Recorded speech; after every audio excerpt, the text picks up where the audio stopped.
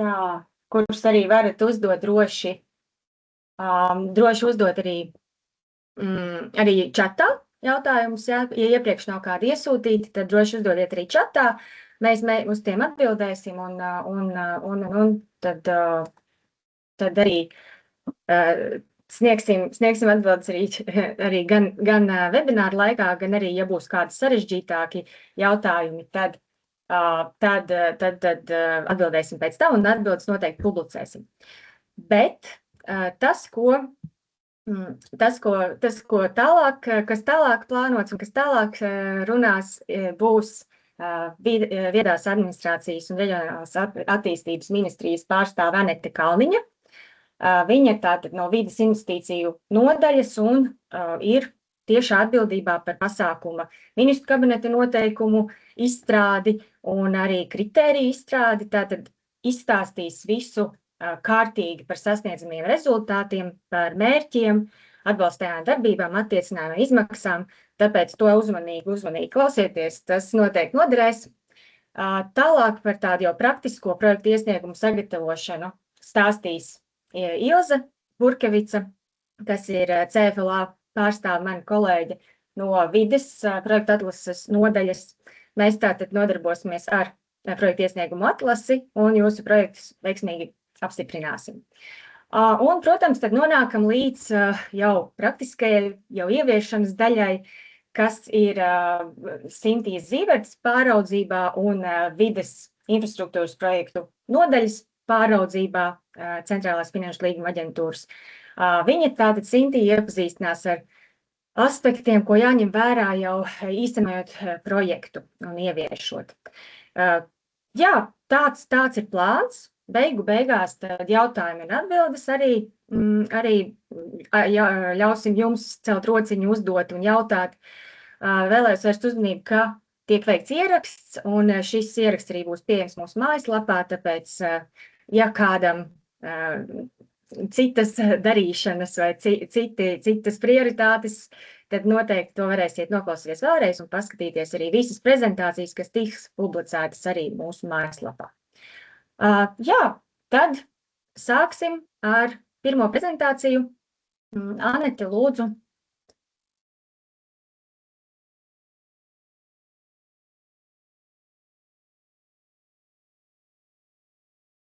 Labrīt, sakiet, vai prezentācija ir redzama? Jā, viss kārtībā. Jā, tad atkārtošos, ka šis ir par otro projektu iesniegumu atlases kārtu. Pasākumu nosaukums pašvaldību pielāgošanās klimata pārmaiņām. Arī šīs atlases kārtas mērķis, līdzīgi kā pirmajā kārtā, tad ir atbalstīt infrastruktūras izveidas un atjaunošanas darbības, kas ir vērstas uz pašvaldību pielāgošanos klimata pārmaiņām un arī klimata pārmaiņu izraisītu katastrofu riska mazināšanu. Šajā atlases kārtā pieejamais finansējums ir 9,26 miljoni eiro Eiropas Reģionālā attīstības fonda. Minimālais attiecināmo izmaksu apmērs, līdzīgi kā tas bija jau arī pirmās kārtas projektos, ir 200,000 eiro, bet tas ir kopējais attiecināmo izmaksu apmērs. Savukārt maksimālais ERF finansējums vienai pašvaldībai, tāpat kā pirmajā kārtā, ir 3 miljoni eiro. Šajā gadījumā arī viena pašvaldība drīkst iesniegt vienu projektu iesniegumu, un drīkst projektu iesniegumu iesniegt arī tādas pašvaldības, kas jau pirmajā kārtā projektu īsteno. Vēl būtiski no pamata informācijas ir tas, ka, ko jau esam arī patiesībā vairākas reizes uzsvēruši, ir tas, ka projektā paredzētajām darbībām ir jāatbilst pašvaldības attīstības programmai vai arī pielāgošanās klimata pārmaiņām stratēģijai, ja tā ir izstrādāta kā atsevišķs dokuments, un projektam ir jābūt iekļautam investīciju plānam. Darbībām ir jāatbilst arī Latvijas pielāgošanās klimata pārmaiņām plānam līdz 30. gadam, vai arī valsts civilās aizsardzības plānam, ja tās ir saistītas ar civilo aizsardzību. Projektus būs jāizteno līdz 29. gada beigām. Un vēl tāds aspekts, ko bieži saņemam kā jautājumu no iesniedzējiem par to, vai darbībām jābūt vienā vietā pašvaldībā. Tad šeit skaidrums ir tāds, ka nē, darbībām nav jābūt vienā saistītā teritorijā. Bet, kas ir būtiski, tad darbībām ir jābūt tikai sabiedrībai brīvi pieejamās teritorijās un tas jānodrošina visā projekta dzīves ciklā. Kas var būt finansējuma saņēmējs? Līdzīgi kā pirmajā kārtā, tas ir pašvaldības, pašvaldības izveidotas iestādes vai kapitāla sabiedrības, kas veic deleģēto pārvaldes uzdevumu izpildi. Kā sadarbības partnerus var piesaistīt pašvaldības valsts iestādes, kapitāla sabiedrības, arī jau kā minēts ar šo deleģēto pārvaldes uzdevumu izpildes funkciju, un vai arī tādas, kas sniedz ūdenssaimniecības pakalpojumus, vai arī sabiedrisko ūdenssaimniecības pakalpojumu sniedzējus. Kādi ir sasniedzamie rādītāji tieši šajā atlases kārtā, tad balstoties uz pirmās kārtas projektu pieredzē, mēs esam noteikuši, ka katrā projektā ir nepieciešams iekļaut rādītāju par zaļo infrastruktūru un attiecīgi arī paredzēt darbības tās sasniegšanai. Princips, kā ir jānosaka šī rādītāja vērtība, katrā projekta iesniegumā tas ir jāparedz proporcionāli ieplānotajam RF finansējumam, attiecīgi vismaz 0,1 hektārs par katriem projektā ieplānotajiem 100,000 eiro RF. Un būtiski arī pieminēt, ka šeit ir ieskaitāma arī zilā, jeb ar ūdens ekosistēmām saistītā infrastruktūra. Un kopā plānots ir, ka atlases kārtā tiks sasniegt vismaz 10 hektāru šādas zaļas zilās infrastruktūras. Un projektos ir iespējams piemērot arī rādītāju par nostiprinātu piekrastes joslu pret plūdiem. Tas ir gadījumos tad, ja jūs projektos veidojat risinājumus par plūdu risku un erozijas mazināšanu. Tātad, kādas ir šīs galvenās atbalstāmās darbības? Attiecībā uz otro kārtu ir, vēlos minēt, ka ir papildinājums pie lietus ūdens savākšanas sistēmu kapacitātes un kvalitātes uzlabošanas. Tad tā ir kanalizācijas kopsistēmas sadalīšana par šķirto sistēmu. Bet pārējās atbalstāmās darbības ir līdzīgas kā pirmajā kārtā, proti dažādu ūdensteču ūdens tilpju tīrīšana, dabiskošana. Šeit arī atgādinu par šo te ilgtermiņa ietekmes nodrošināšanu un paredzēšanu, jebšu kā projekta īstenotājs ilgtermiņā turpinās uzturēt šos ieguldījumus un nodrošinās to, ka šīs ūdenstilpes un ūdensteces nodrošina šos projekta rezultātus arī ilgtermiņā. Tātad. Nākamā darbība ir palieņu atjaunošana, dažādu terašu veidošana krastos, iespējama arī ūdens caurlādīga seguma ierīkošana, dažādi risinājumi aplustošiem teritorijām un krasta erozijas mazināšanai. Arī būtiski jāņem vērā tas, ka tas visas darbības veicams prioritāri ar zaļo infrastruktūru. Iespējama arī peldvietu vides kvalitātes uzlabošana un dažāda veida apstādījumi, jumtu dārži, dažādi vertikālie stādījumi, kas šobrīd ir aktuāli zaļie salas un zaļie koridori, to veidošanu pilsētvidē. Iespējams arī atjaunot esošo zilo infrastruktūru, ja ir nepieciešams, tad arī izbūvēt dažādas ūdens padeves sistēmas šīs infrastruktūras apūdeņošanai un arī, protams, dzeramā ūdens pieejamība pilsētvidē. Jā, kā jau minēju, ir atbalstām arī dažādi veidi zilās infrastruktūras izveide, arī darbības tieši vēja erozijas mazināšanai, un kā arī aktuāli daudzām pašvaldībām invazīvo sugu kaitēkļu ierobežošanas apkarošanas pasākumi, tad arī vētra postījumu mazinošu infrastruktūru un aprīkojums, un arī civilās aizsardzības nodrošinājums, kas saistīts ar pielāgošanos klimata pārmaiņām. Pie attiecināmām izmaksām šeit gribu minēt to, ka lielākoties tās būs redzams būvdarbu un pakalpojumu līguma formā, bet kas ir atšķirīgs no pirmās kārtas, noteikti gribu uzsvērt to, ka ir palielināts teritorijas labiekārtošanas un invazīvo sugu ierobežošanas skaitākļu apkarošanas izmaksas, un tas ir līdz 20% no kopējām attiecinājumām izmaksām. Tad tālāk par izmaksu attiecināmību periodu, tātad izmaksas attiecinājums no projekta iesnieguma iesniegšanas dienas, izņemot šīs te pamatošo dokumentāciju un personāla izmaksas, ja tādas tiek paredzētas. Un, jā, protams, būtiski tad izmaksas var tikt attiecinātas tikai tad, ja tās sākotnēji ir sektas no projekta iesniedzēja līdzekļiem un nav tikuši finansētas no citiem finanšu instrumentiem. Arī darbības nevar būt pabeigtas uz projektu iesniegšanu. Jā, un arī vēl būtiski tas, ka ārpus projekta nedrīkst paredzēt tādas izmaksas par darbībām, kas tā kā tiešā veidā nodrošina projekta mērķa sasniegšanu. Tad gribu pāriet arī pie kvalitātes kritērijiem, par ko tad būs iespējams saņemt punktus konkursā. Pirmais no tiem ir par projekta teritoriju. Kā jau minēju, tad projektu var iesniegt arī pašvaldība, kas projektu īsteno jau arī pirmajā kārtā, bet papildu punktus par to nevarēs saņemt. 2 punktus varēs saņemt tās pašvaldības, kas projektu pirmajā kārtā neīsteno. Jā, tad nākamais otrais kritērijs ir par projekta atbilstību klimatiskiem riskiem. Tas arī ir jau no pirmajā kārtā bijis kritērijs, kur tad atbilstoši LVģMC klimata risku profiliem, tad iespējams izvērtēt, kādas pašvaldībā kādi ir aktuālākie klimata pārmaiņu riski un attiecīgi paredzēt darbības šo risku novēršanai. Šos punktus var summēt maksimāli līdz 6 punktiem. Tad trešais kvalitātes kritērijs ir par projekta atrašanās vietu, kas ir sadalīts 3 daļās A, B un C.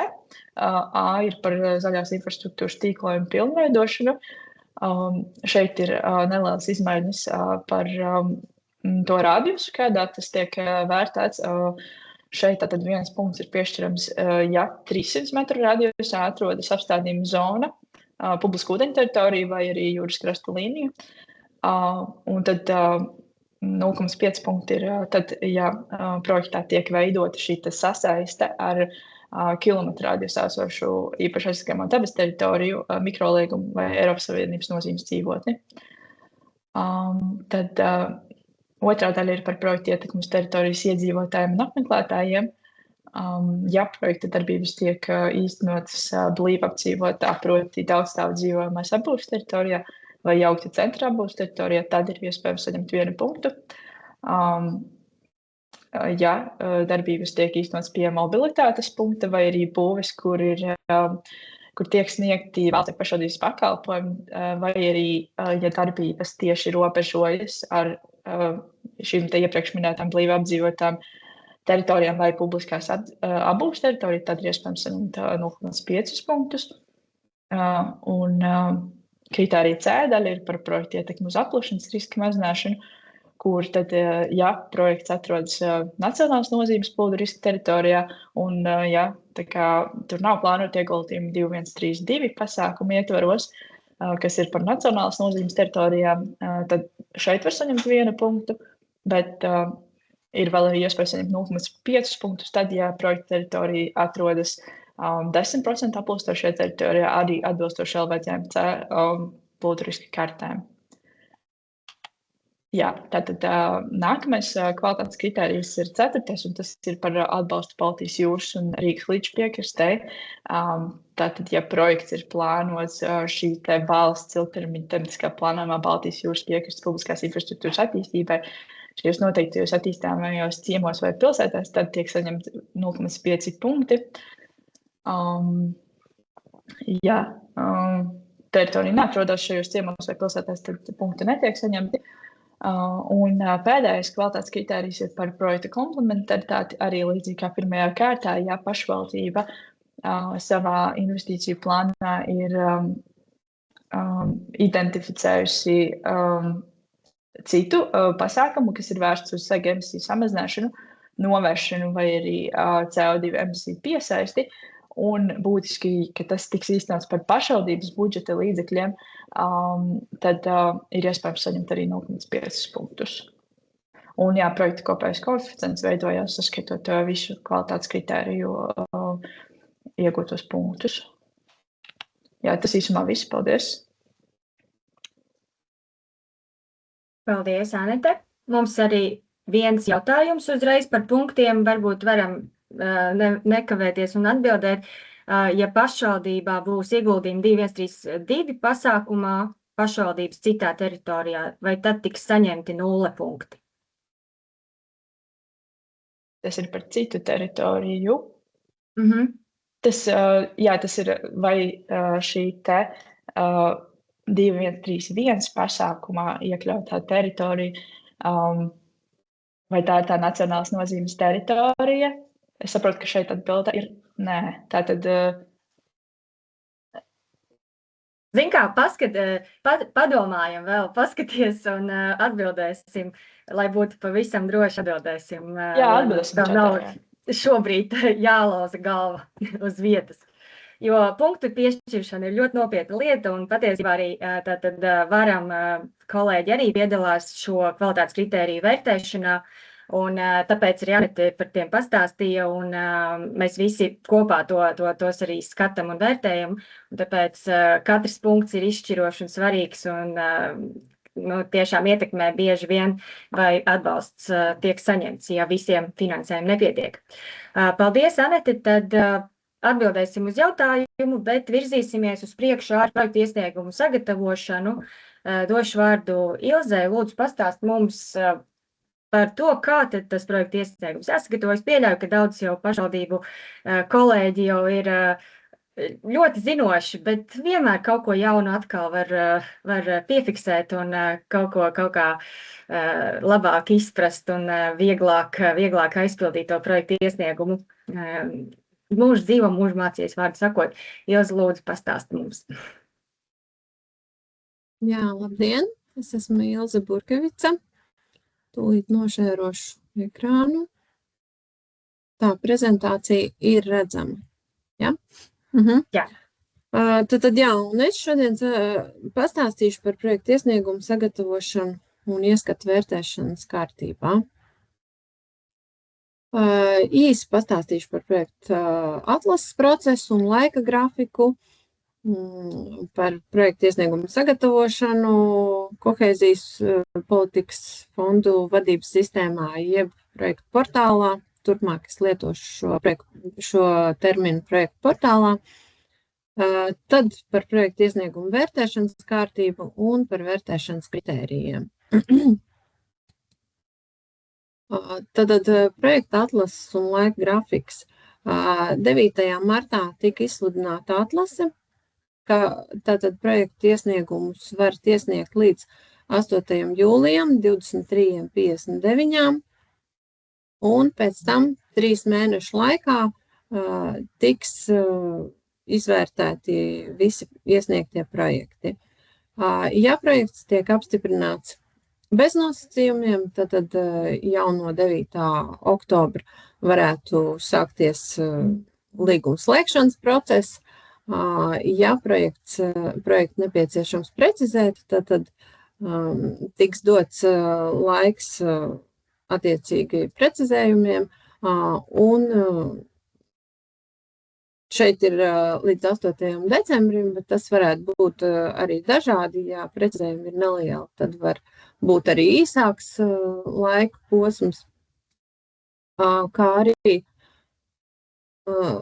ja jūs esat sagatavojuši jau ātrāk, tad varat sniegt ātrāk, nevis gaidīt to laiku, līdz kuram jums ir dots laiks iesniegt. Pēc tam notiek atkal precizējuma vērtēšana, un tad jau seko līguma slēgšana. Tā kā līdz 9. martam jau mums būtu plānos visu pabeigt vērtēšanas procesu un nodot jau tālāk līguma slēgšanai un projektu īstenošanai. Tad šeit varat redzēt, kā šeit ir ievietota CFLA tīmekļa vietnes saite, kur varat atrast mūsu atlasi. Šeit pa soļiem ir arī parādīts, kā to izdarīt, tad atrodot S-fondu atbalsts, tad atrodot 2021-27 programmas un jau atrodot konkrēto atlasi. Tā. Šajā slaidā ir apkopotas vairākas saites, kuras jums ir iespējams lietot, pievērsiet tām uzmanību un izmantojiet. Arī, ja kaut kas neiet e-vidē, tad šeit ir atbalsta tālrunis, kur sazināties un noskaidrot un izstāstīt savus problēmas un noskaidrot, kā to risināt. Tad šeit vēlreiz ir norādīts, ka līdz 8. jūlijam jūs varat iesniegt, līdz 8. jūlija 23:59 varat iesniegt projektus. Pēc tam projektu iesniegšana vairs nav iespējama. Un šeit jau ir pats projektu portāls. Projektu portālā jūs autorizējaties un šeit ir arī linki, kā jūs varat nokļūt. Tas ir pieejams arī mūsu mājaslapā pie atlases. Arī mūsu mājaslapā tāpat, tā kā to jūs noteikti atradīsiet. Ja jūs neesat vēl projektu portālu lietotājs, tad šeit arī ir parādīts, kur jāuzklikšķina un jānoskaidro, kā kļūt par KP-Vis e-vides lietotāju. Tā kā, tad ir jānoslēdz līgums un tad varēs kļūt par e-vides lietotāju. Nākamajā slaidā šeit arī ir, tātad līgums par KP-Vis fondu vadības informācijas sistēmas izmantošanu ir jānoslēdz, ja tāds nav. Ja ir, tad ieejot KP-Vis projektu portālā, jums jāpārliecinās, vai jūs atrodaties KP-Vis 2021-27 vidē. Tā ir tumši zilā krāsā. Un, ja nav, tad ja jūs esat vēl vecajā tajā KP-Vis 2014-20, tad pārslēgsieties uz jauno versiju, uz jauno KP-Vis 2021-27. Bet, ja jums tas neizdodas, tad iespējams, ka jums ir šeit ir tas parādīts ceļš, kas tad ir jādara, kā jādara, lai kļūtu par KP-Vis 21-27 lietotāju. Kad jau jūs esat iegājuši KP-Vis, tad sistēmā, tad šeit pa soļiem ir parādīts viss priekšā, kā jūs varat izveidot projektu iesniegumu šajā atlasē.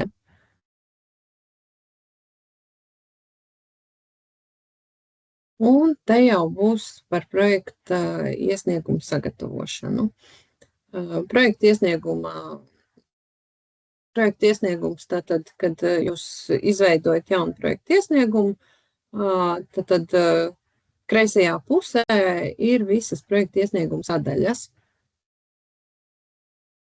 Savukārt labajā augšējā stūrī jums parādīsies atlikušais laiks līdz projekta iesniegšanai, kā kontrole, lai jūs nepalaistu garām, lai jūs neaizmirstu.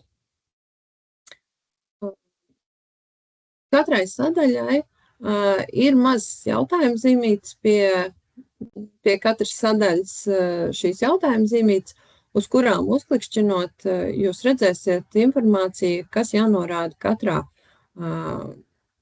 projekta tātad sadaļā, katrā laukā. Agrāk tas bija atsevišķs dokuments, projekta iesnieguma aizpildīšanas metodika. Šobrīd tas ir integrēts KP-Visā zem šīm mazajām jautājumu zīmītēm. Tās noteikti izmantojiet, jo tur ir redzams, konkrēti no katrā sadaļā būtu nepieciešams, ko būtu nepieciešams ierakstīt.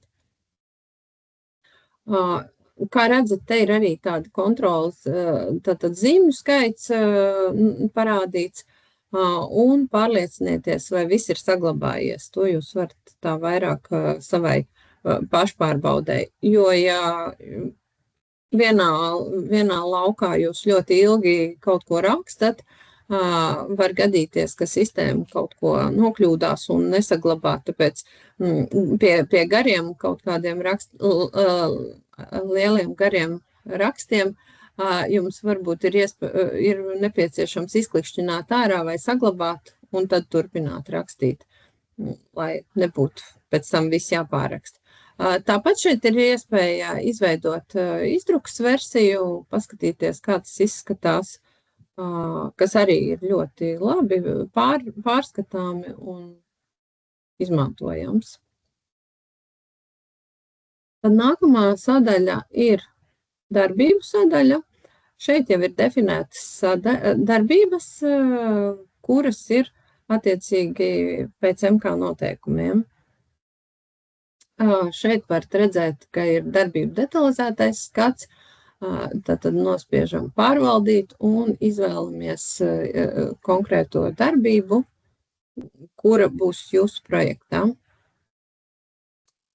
Tālāk nospiežam pogu saglabāt, un tad jau būs jāizpilda tātad par šo darbību detalizētāks viss informācija. To mēs skatāmies te tālāk. Ar zīmolīti tātad šeit izvēlamies un varam papildināt, tātad varam veidot aprakstu. Ir iespējams arī tātad darbībām veidot apakšdarbības, ja tādas ir nepieciešams, un tad atkal katrai apakšdarbībai būs jāizpilda šie te lauki. Kā redzat, šeit arī ir vēlreiz norādīts, ka meliorācijas sistēma atjaunošana un pārbūve šajā atlases kārtā nav atbalstāma. Un šeit ir arī informācija, ko jau Anete sniedz, tātad ir jāpamato nepieciešamība tā, bet jāpamato arī Latvijas pielāgošanās klimata pārmaiņām plānam, valsts civilās aizsardzības plānam un pašvaldības attīstības programmai.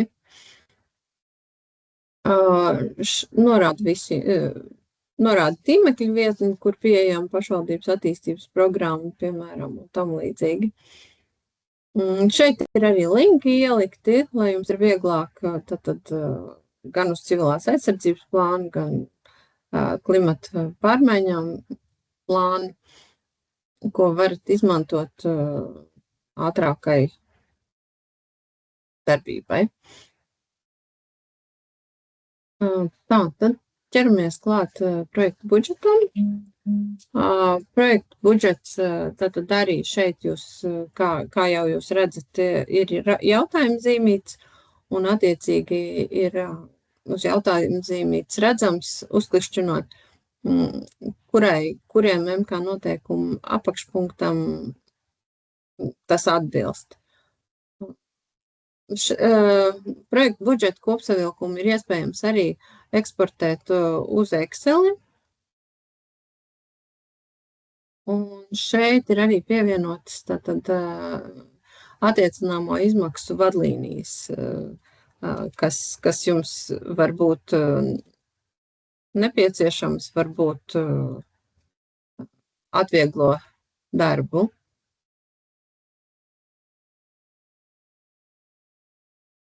Tā, šeit es varbūt sīkāk par šīm niansēm. Tātad neaizmirstiet pievienot PVN izmaksas katrai pozīcijai, kurai tas ir nepieciešams. Tas ir attiecināms, ja ir pašvaldību, ja projekta darbības veids pašvaldības, un viņas nevar atgūt PVN attiecīgi likumā noteiktajā kārtībā.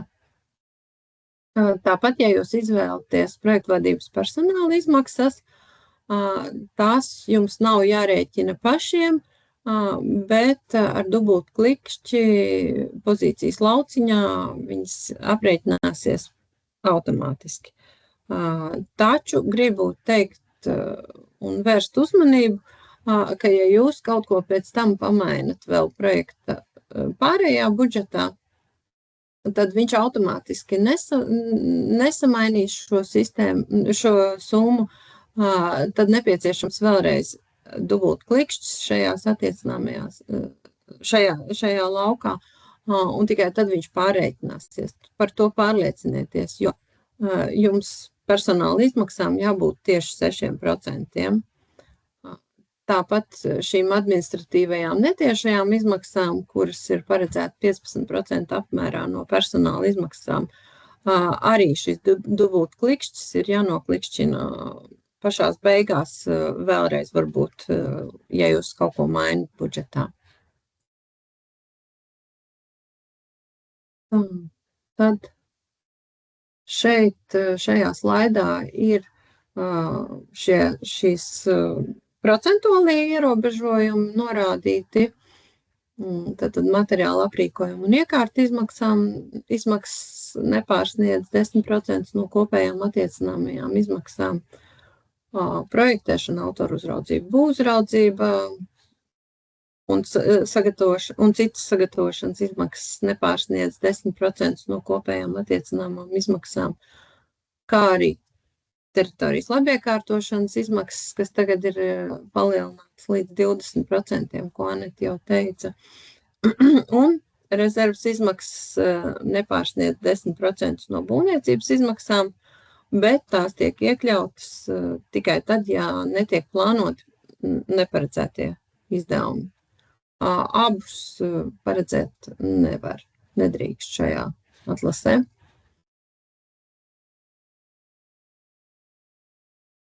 Tālāk ir 11. pozīcijā, tad arī nedrīkst kopā ar 7172 un 73 nedrīkst pārsniegt šos 10%, arī ekspertu konsultācijām, un šeit ir arī neparedzētie izdevumi, nepārsniedz 5%.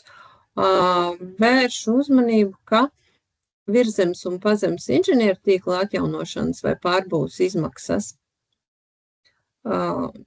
nepalielinot tās apkalpes jaudas raksturojošos tehniskos parametrus un saņemot būvinženieru ekspertīzes atzinumu par bojāšanās risku, tad tās attiecas tikai uz projekta īstenošanas laiku.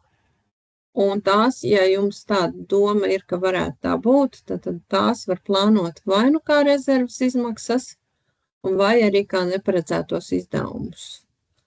Tas neatiecas uz projekta sagatavošanas posmu, tad nav jāiesniedz šis ekspertīzes atzinums, jo tad vēl nevar būt radušies šie bojājumi. Tad esam nonākuši līdz dokumentiem un pielikumiem. Tātad sadaļā dokumenti var pievienot dokumentus, kas attiecīgi nav pielikti klāt pielikumu sadaļā, kas vēl varbūt pēc jūsu ieskatiem ir nepieciešami. Savukārt pielikumu sadaļā tad ir 3 obligātie pielikumi, kuri būs visos projektiesniegumos nepieciešami. Tad tās būs budžeta izmaksu pamatojošie dokumenti, kartogrāfiskais materiāls un ieguldījuma ekonomiskais pamatojums. Ja tiek piesaistīts sadarbības partneris, tad būs arī izmaksu iegūma analīze.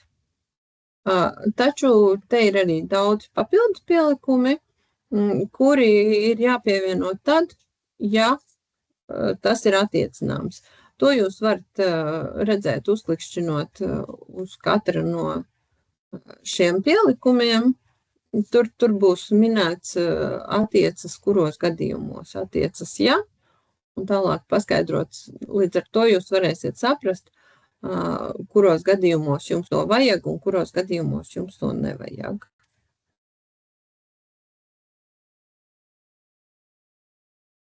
kad tas viss ir pievienots, visas sadaļas ir aizpildītas, tad atliek apliecinājuma sadaļa. Apliecinājuma sadaļā ir obligātie apliecinājumi un attiecināmie. Obligātie apliecinājumi tad ir 2, un tie tātad ir jāizvēlas abi, un attiecināmie tātad būs valsts kases aizņēmums un par īpašumtiesībām attiecīgi jāizvēlas tajos gadījumos, kad tas ir nepieciešams. Tur arī var izlasīt, kuros gadījumos tas ir nepieciešams. Ir iespējams šeit arī tātad parādīts, ka var jebkurā vietā var izveidot tātad izdrukas versiju arī. Un šeit pirms projekta iesniegšanas tad arī ir kontrolas poga pārbaudīt. Kad ir pārbaudīts projekts, tad jau var spiest pogu iesniegt projektu, un projektā šī te status šobrīd ir sagatavošanā, bet tad jau pārmainīsies uz iesniegts. Un tad varēsiet gaidīt, kad projekts tiks izvērtēts un tiksiet informēti par tālāko. Tā, šeit tad par projektu iesniegumu vērtēšanas kārtību mums ir viens kritērijs, tātad 2.1, kurā saņemot vērtējumu nē, projekta vērtēšana netiek turpināta. Pārējos kritērijos ir iespējama precizēšana, līdz ar to visi pārējie netiek uzreiz vērtēti, tiek vērtēts tikai šis, un pēc tam jau notiek kvalitātes kritēriju vērtēšana un ranžēšana. Tātad projekta rindošana pēc piešķirto punktu skaita. Tas tiek darīts, ja finansējums nav pietiekams, ja projekta iesniegumi tiks iesniegti par lielāku summu nekā ir pieejama, tad notiks rindošana, un sākumā tad attiecīgi katram plānošanas reģionam pieejamā finansējuma apjomā. Tie, kas paliek, kam nepietiek naudas, tad tiem vērtēšana neturpinās un tiek pieņemts lēmums par noraidīšanu.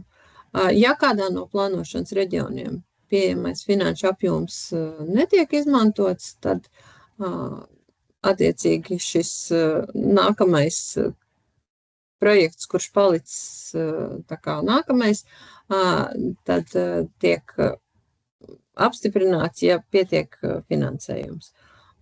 Šeit arī ir parādīts, tad norādīts, ka ja vienādu punktu gadījumā, kā tiek izvēlēts, kuram tiek dota priekšroka, tad vispirms zaļā infrastruktūra, kuram ir lielāka, un ja tā ir abiem arī vienāda, tad vēl arī, kuram lielāka ir jaunizveidot vai nostiprināt piekrastes joslas un upju un ezeru krasta aizsardzības šī te pret plūdiem.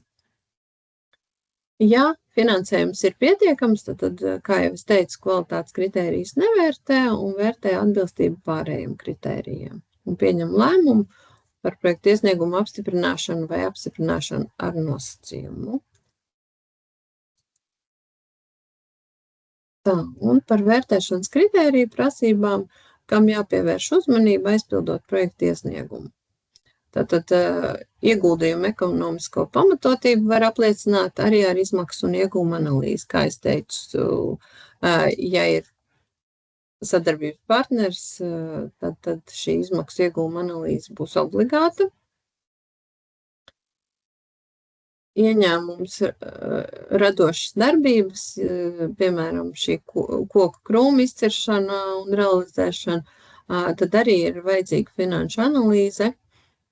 Daļa no pieejamās izmaksu un iegūmu analīzes formas.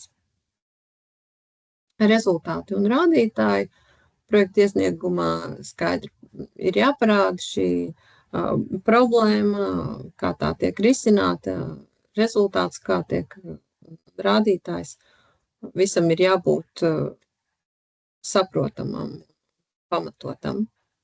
Jaunais Eiropas Bauhaus, tātad projekta iesniegumā ir jāapraksta visi 3 jaunā Eiropas Bauhaus principi. Plašāka informācija. Šeit ir links ievietots, kur jūs varat redzēt informāciju, palasīt, kam jābūt. Ir šis sēdes protokols vai līdzvērtīgs dokuments jau jāpievieno, ja tas jau ir veikts.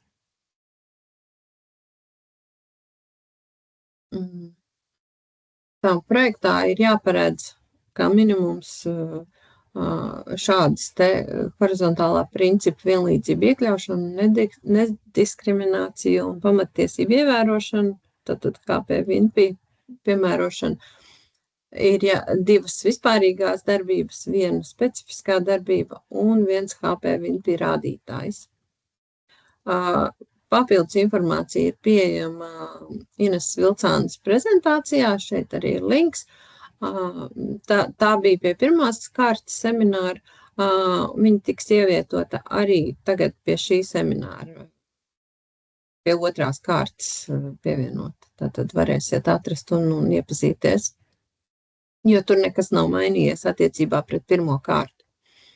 Tālāk par projektu gatavību apliecina tātad būvniecības darbībām projektēšanas uzdevums un indikatīva būvdarba tāme, pakalpojumu vai iekārtu, iepirkuma tehniskā specifikācija un valsts vides dienesta izziņa par ietekmes uz vidi novērtējumu, sākotnējā izvērtējumu vai tehnisko noteikumu nepieciešamību.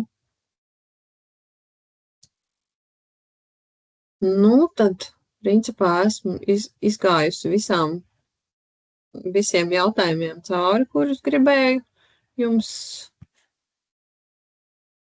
paskaidrot, izskaidrot. Un, ja jau būs jautājumi, tad noteikti atbildēšu pēc jautājumu sadaļā. Ja? Jā, paldies, Ilze. Es domāju, ka jautājumi arī radīsies pēc tam gatavojot projektu iesniegumu. Tie jau tad visloģiskāk rodas tajos brīžos.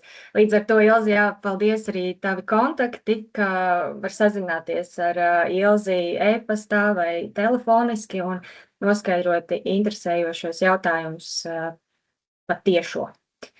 Jā, paldies. Es uzreiz arī pateikšu vienkārši visiem, kādas ir atbildes uz uzdotiem jautājumiem, kas ir čatā izskanējuši par piešķiramajiem punktiem. Tātad, ja tiek veikt ieguldījumi arī 2132 pasākumā nacionālo plūdu, tas neizslēdz to, ka netiks piešķirti punkti šajā pasākumā. Tātad, ja šie ieguldījumi tiek veikti citā teritorijā, neskatoties to, ka tā ir nacionāls nozīmes plūdu teritorija, tātad skaidri jānorāda šī demarkācija un ieguldījumi tiek veikti tātad šī pasākuma ietveros un 1 punkts tiek saņemts. Respektīvi, tas neizslēdz to, ka šī teritorija nevar, ar šo teritoriju pasākumā nevar piedalīties. Savukārt, attiecībā uz maksimālajiem punktiem par klimata profilu riska klasēm un nokrišņiem un vidējām temperatūrām, tur jebkurā gadījumā pat, ja ir visur maksimāli punkti sasniedzami vai vairākas teritorijas vai vairāk šie varianti, maksimālais punkts jebkurā gadījumā tāpat būs 6. Tātad pat, ja jūs dabūsiet teorētiski 9 punktus, tad tāpat kritērijā tiks piešķirts šis maksimālais punktu skaits 6. Tas saistībā ar punktiem. Un par Ilzes prezentāciju arī vēlāk noteikti varat paskatīt, jo tiešām tie procentuāli ierobežojumi, kas šajā pasākumā ir, viņi mētājas pa dažādām budžeta pozīcijām, un tur vajag tā riktīgi iebraukt, saprast kur tie procentuāli ierobežojumi ir, un tāpēc ļoti iesaku izmantot arī prezentācijā tās norādītās piezīmītes, skatot, veidojot savu budžetu, jo prezentācija ir iekļauts tāds piemērs, budžeta piemērs, kā tas varētu izskatīties, iekļaujot visas iespējamās pozīcijas. Tas, protams, ļoti apjomīgs, apmērīgs projekts būtu bijis. Bet labi, paldies, Ilze, par stāstu par projektu iesniegumu sagatavošanu. Virzamies tālāk jau uz, kad viss veiksmīgi sagatavots, projekts apstiprināts, tad ir jāīsteno. Nu, ko lai dara? Jāslēdz līgums, jāīsteno. Sintī, lūdzu, pastāsti mums par šiem aspektiem par projektu īstenošanas daļu.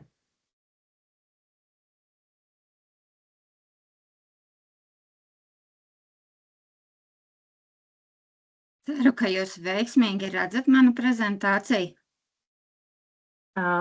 Nav pa visu ekrānu. Jā, tagad ir. Tagad ir. Jā. Sveicieni visiem. Tātad esmu Sintija Zīvērte, vides infrastruktūras projektu nodaļas vadītāja, un pastāstīšu jau par tādiem praktiskiem aspektiem, kas ir jāņem vērā pie projekta īstenošanas. Kā jau šodien vairākas reizes ir izskanējis, tad maksimālais projekta īstenošanas laiks ir 29. gada beigas, un aicinām tā kā visas savas darbības plānot tā, lai beigtu nevis decembrī, bet tomēr laicīgāk, jo projekta īstenošanas termiņu pagarinājums nav plānots šobrīd. Stāstīja jau arī Anete par to, ka izmaksas tiek attiecinātas no projekta iesniegšanas brīža aģentūrā, vai arī, ja ir plānotas kādas dokumentu sagatavošanas vai personāla izmaksas, tad no 2021. gada 1. janvāra. Tādas vispārīgās lietas projekta konta rekvizīti aģentūrā ir jāiesniedz tikai tajā brīdī, kad jūs plānojat saņemt kādu maksājumu. Tātad, ja jūs vēlaties saņemt pirmo avansa maksājumu vai iesniegt maksājumu pieprasījumu, tad tajā brīdī mums ir nepieciešams zināt arī jūsu konta numuru, konta rekvizītus. Par avansu runājot, tad avansu var pieprasīt līdz 50% no ERA finansējuma, un avansu var pieprasīt par daļām. Katram pieprasītajam avansam ir jābūt pamatotam, tātad mums ir nepieciešams zināt, kam jūs plānojat šo te avansu tērēt, vai tas ir kāds pakalpojuma līgums vai jau kādiem būvdarbiem. Gribēsim arī, lai iesniedzat mums kādu pamatojošo dokumentu, lai redzam, ka tas ir veikts iepirkums vai noslēgts kāds līgums, un tad arī tiek piešķirts avans.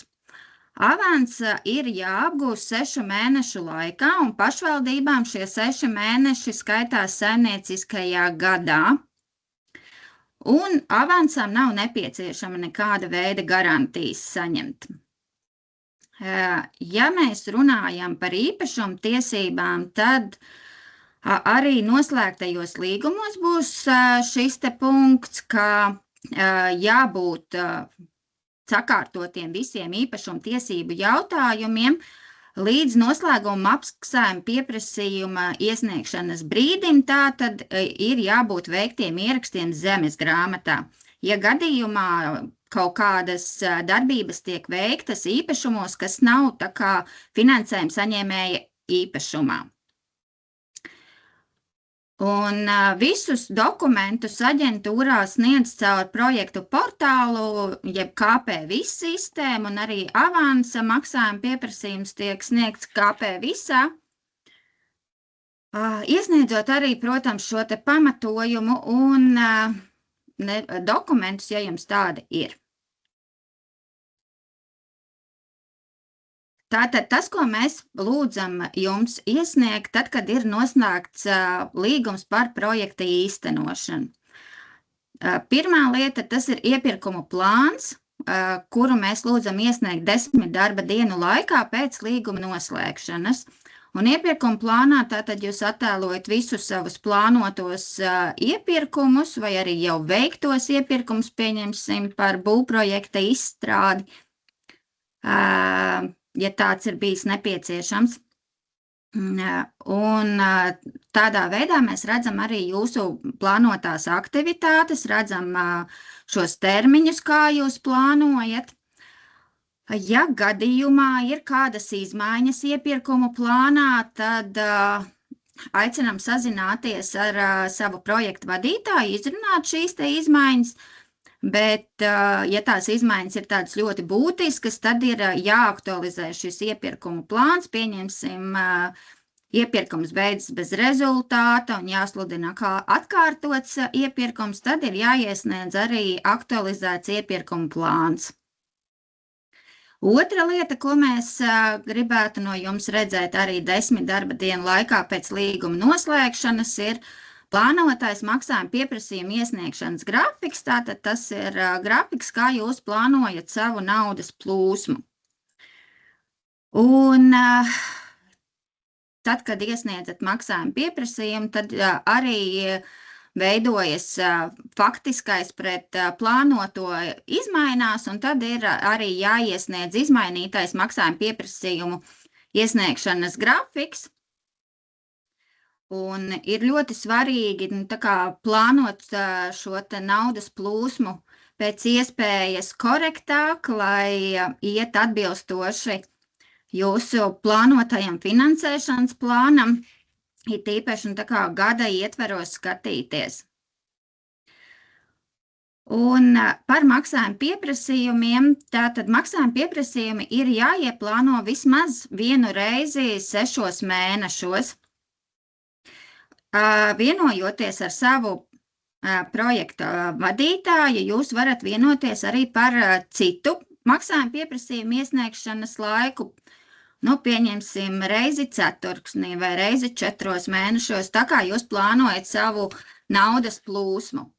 Bet tas ir saskaņojot ar jau mūsu projektu vadītāju. Ja mēs paskatāmies uz pārbaužu veidiem, kādi ir aģentūrā, tad mēs veicam iepirkumu pārbaudes, maksājuma pieprasījumu pārbaudes, pārbaudes projekta īstenošanas vietā, projekta īstenošanas laikā un arī, kas ir pārbaudes pēcuzraudzības periodā. Bet uzreiz vēlos uzsvērt, ka pārbaudes projekta īstenošanas vietā vai pārbaudes pēcuzraudzības periodā tās nav katrā projektā, tas būs izlases kārtībā.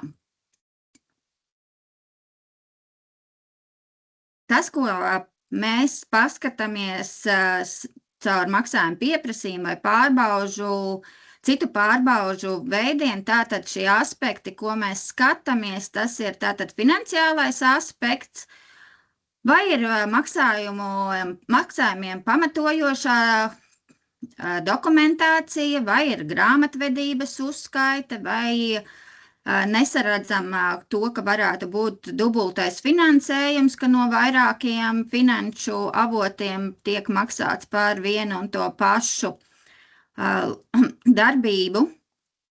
Tātad administratīvais aspekts, vai ir kontroles sistēma, vai dokumentācija ir izveidota atbilstoša uzglabāšana, vai tiek nodrošināta vizuālā identitāte, iepirkumu atbilstība likuma prasībām. Tehniskais aspekts, vai tātad visas darbības, kas tiek veiktas, veiktas atbilstoši plānotajām darbībām projektā, un vai līgumi tiek izpildīti atbilstoši līguma nosacījumiem. Un pēdējais tātad ir fiziskā darbība, kad mēs braucam pārbaudām, vai materiālās, nemateriālās vērtības ir tiešām pie jums, tātad vai atbilstoši kvalitātei, vai viss nepieciešamais apjoms, un vai tas tiek izmantots atbilstoši mērķim. Par informācijas un publicitātes pasākumiem, tātad informācija par projektu ir jāievieto savā mājaslapā, neretāk kā reizi 6 mēnešos projekta īstenošanas laikā. Ja, protams, jums ir sava mājaslapa un informatīvie pasākumi ir jānodrošina atbilstoši publicitātes vadlīnijām, kuras ir pieejamas gan aģentūras mājaslapā, gan arī ES fonda mājaslapā. To jūs varat papētīt. Un tas, ko mēs aicinām, sazināties ar mūsu projektu vadītājiem, jo mēs patiešām esam ieinteresēti, lai projekts īstenojas veiksmīgi, lai visas darbības ir atbilstošas plānotajam. Un nebaidieties no mūsu projektu vadītājiem, cilvēki ir atsaucīgi, ieinteresēti tieši jūsu problēmu vai problēmu jautājumu risināšanā. Aicinu sniegt iekšā projektus, lai mēs pēc tam kopā veiksmīgi tos varētu realizēt. Paldies! Paldies, Sintī! Jā, tieši tā. Un jāsaka arī, ka mēs sadarbojamies arī atlases posmā jau arī ar īstenošanas projektu nodaļu, attiecīgi jau ar īstenošanas kolēģiem, lai viņi jau ir gatavi, ko sagaidīt, vai arī, piemēram, kādos praktiski, ņemot vērā, ka viņiem arī ir praktiski pieredze arī pirmokārt, tad noteikti arī kādos jautājumos noteikti sazināsimies un sakonsultēsimies arī atlases posmā. Jā, paldies, Sintī. Tad daži vēl jautājumi, kas bijuši arī pastāstīšu jums visiem ātri, bet noteikti par prezentācijām jautāts, vai kur tās būs pieejamas, un tur ir arī ļoti veiksmīgi, ko mēs arī paši jums labprāt nodot tātad saitīte uz mūsu mājaslapu, kur tieši viss par pasākumu par un ap, tur būs viss, tur būs gan prezentācijas, gan ieraksts, gan atbildes uz jautājumiem, kuri gan radās šajā webinārā, gan arī radās iepriekš, vai arī tātad no pirmās kārtas attiecināmie jautājumi. Iesaku izmantot šo failiņu jautājumu atbildes, jo var gūt tiešām pārliecību par to, kādas prasības tad ir piemērojams. Un saistībā ar kritērijiem tad komplementaritātes koeficients, kas arī, ko iespējams piemērot un iegūt vēl papildu puspunktiņu, ir gadījumā, ja ir tātad par pašvaldības līdzekļiem īstenotas arī darbības siltumnīcas efekta gāzu emisiju samazināšanai. Bet tieši jā, šeit ir ļoti labs jautājums radies, vai tas ir jebkurš projekts vai tieši pašvaldības finansēts. Tātad tieši pašvaldības finansēts. Un arī labas ziņas par minimālo punktu skaitu, ka šeit tāda nav. Tātad pat neko neiegūstot nevienu punktu, tāpat projekta iesniegums netiktu noraidīts vai nebūtu konstatēta tā neatbilstība. Tātad minimālo punktu skaitu nav, jo vairāk, jo labāk, protams, bet arī, ja nav neviena punkta, tad projekta iesniegums tāpat tiek vērtēts un var tikt apstiprināts. Jā, tātad,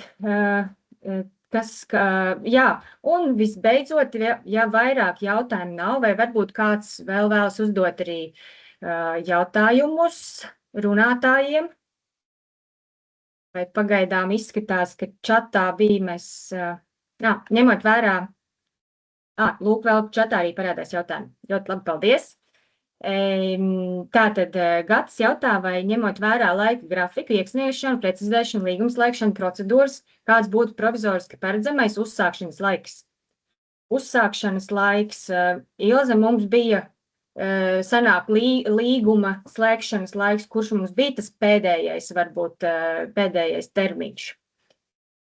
To var arī redzēt prezentācijā, jo tātad, ja projekta iesniegums tiek apstiprināts uzreiz, tad tas būtu jau šī gada rudenī provizoriski, bet varētu būt uzsākšanas laiks, bet ja ir vēl nosacījumi, tad jau pārceļās uz nākamo gadu.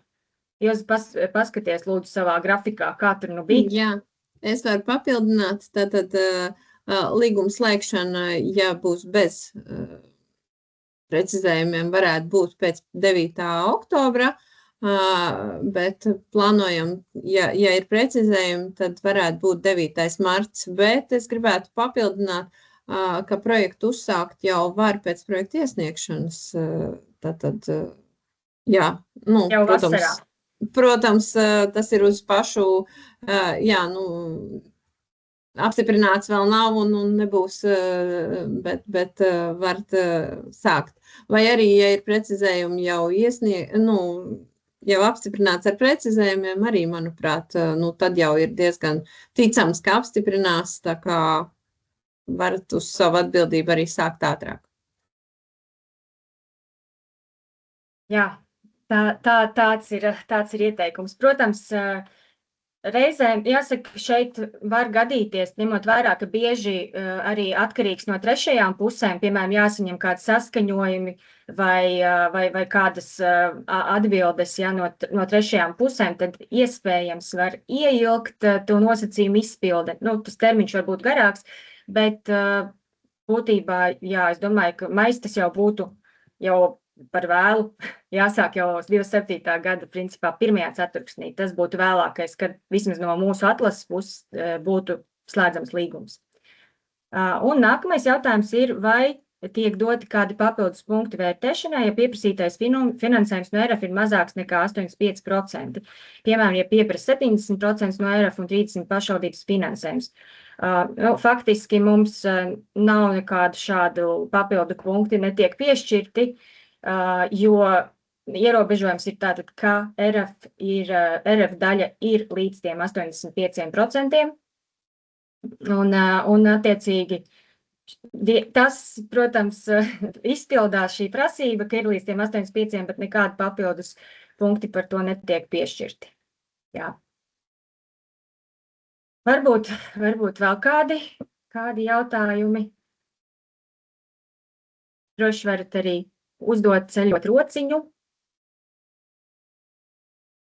Bet, jebkurā gadījumā, varēja apkopot tās domas, sakopot vēlreiz paskatīties prezentācijas, un tad jau jautājumi noteikti varēs rasties, un noteikti sazinieties ar Ilzi, e-pastā vai telefoniski, kā jau iepriekš minēju. Arī Ilzes kontakti arī tajā pašā mājaslapā ir pieejami. Viņa mums pasākuma atbildīgais, par atlasi atbildīgais, ciešā saziņā gan ar Aneti, gan ar Sintiju. Tad sniegsim atbildes gan par kvalitātes kritērijiem, gan atbalstājumiem darbībām, gan par īstenošanas laiku posmu, ja jums jau kaut kādas pārdomas jau ir par to. Tāpēc noteikti dodiet ziņu, jautājiet un sekojiet līdzi informācijai. Un tāpat beigās vēl aicinu jūs aizpildīt arī anketu, kas šeit arī ir mums čatā publicēta, pastāstot mums, nobalsojot par to, novērtējot webināru. Tad droši arī aicinu izdarīt vēl šo mazo darbiņu. Bet, ja citu jautājumu nav, esam raiti izskrējuši cauri. Tiešām tad paldies, kolēģi, paldies dalībniekiem, un lai veiksmīga projekta iesnieguma sagatavošana. Vēl laiciņš ir līdz vasarai, jāpabeidz, līdz atvaļinājumam jāpabeidz. Ielieciet plānotājos, un tad jau uz saziņu. Paldies! Paldies!